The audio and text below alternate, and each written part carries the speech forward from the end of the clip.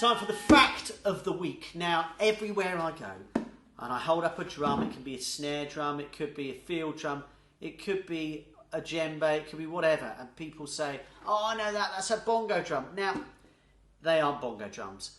There are only one type of drum, which is a bongo drum, or a pair of bongos, and that is these. These are bongos, okay? So let's know from this day onwards, the bongos pretty much always come in pairs, unless someone sawed them in half here, but they're pretty much in pairs, and you refer to them, this one, the larger one, is the female drum, and this one is the male drum. Traditionally, they refer to them as that.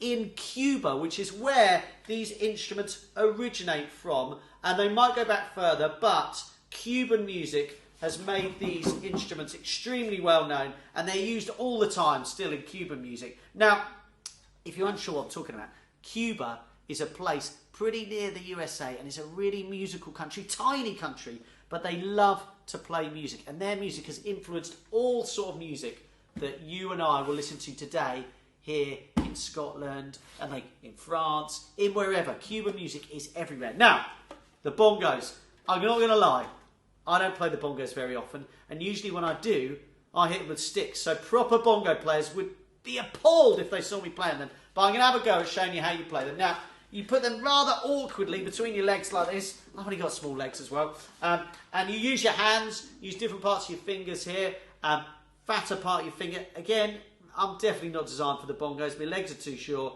and I haven't got very fat fingers. So I'm going to try my best to use different parts as well to make another sound. I'm going to play you a little groove just on the bongos with my hands. So check it out.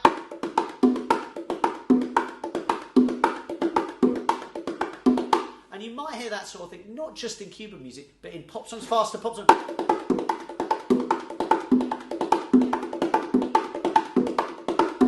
Yeah, so you just play it with your hands like that. I mean, that's all there is to it when I'm playing them. But when you see someone who is exclusively a bongo or Latin player, they can do all sorts of things with these. So I challenge you to be the next greatest bongo player from Scotland. So go for it. Now, over here, these are not big bongos. They're not big bongos. These are called congas. Have a little look. Oh, they're hollow. They're really heavy. They're made of wood. And these are called congas, like I say. But just to confuse you, why do they always do this?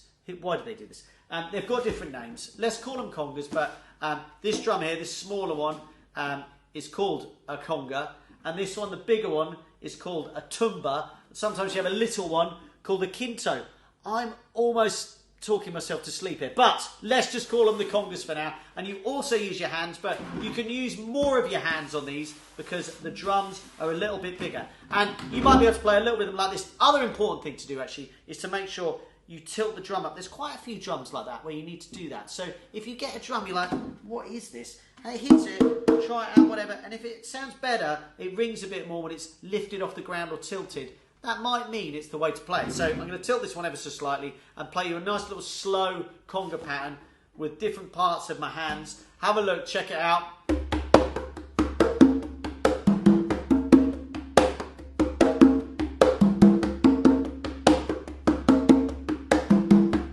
Yeah, and you can also play it a lot faster. I just about can.